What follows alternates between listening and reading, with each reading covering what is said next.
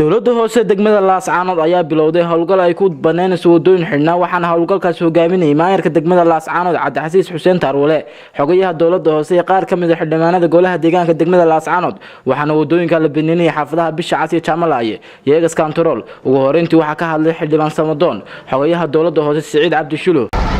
maanta oo bishu tahay 13 bishii afraad 2018 waxaynu soo hawleeyeen caadiga ah ee caadada waxa dawladda hoose hawsha aynu soo bilaynay campaign-ka ha isugu jirtay nadaafadda magaalada daafaheeda iyo gudaheedaba iyo wada furista oo ku saabsan wadooyinka dhaadheera ee laamiga aanu astaynay iyo iskooyadii isku xidhayay wadooyinka dhaadheer hawshaas aynu soo wadnay saaka waxaynu furnay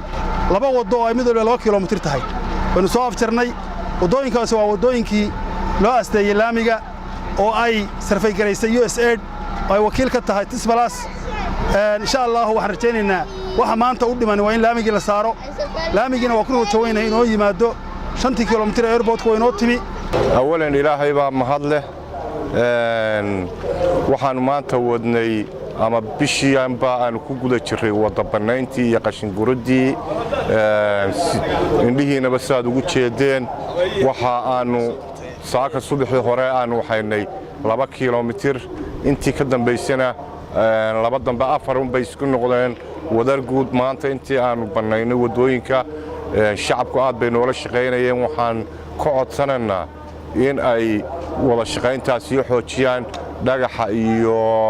deerarka yaryar iyo siyaasadka wadooyinka la sii dhigayo say maanta uga qaadayeen inay ka qaadaan waxaana ka qaadanaa annaga cagabta kaga qaadana taasoo hirgelintii 120 cisho ee xukuumadda cusub ee Muuse Biix Cabdi ama Muuse Xuseen Cabdi uu ballan qaaday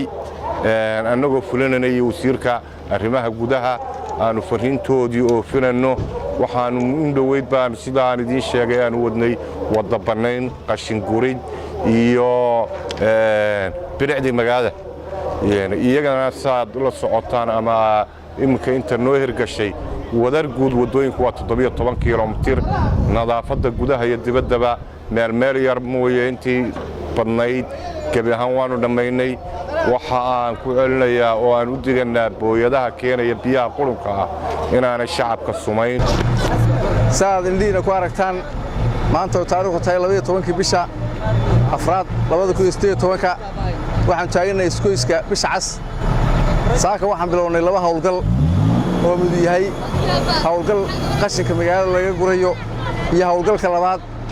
oo ah wada furis labadii hawlgalba idinka Ilaahay wax ku soo dhamaadeen si nabadgeliya ugu dambeyntii waxa ka hadlay maayarka degmada Laascaanood saaka wadooyinka furnay waa 2 wado oo midkiiba tahay 2 kiiloomitir wadooyinka oo dhawaan hadii Ilaahay aan rajaynayno in laami la saaro baanu sii baneynay Ilaahay wuu ugu guuleeyay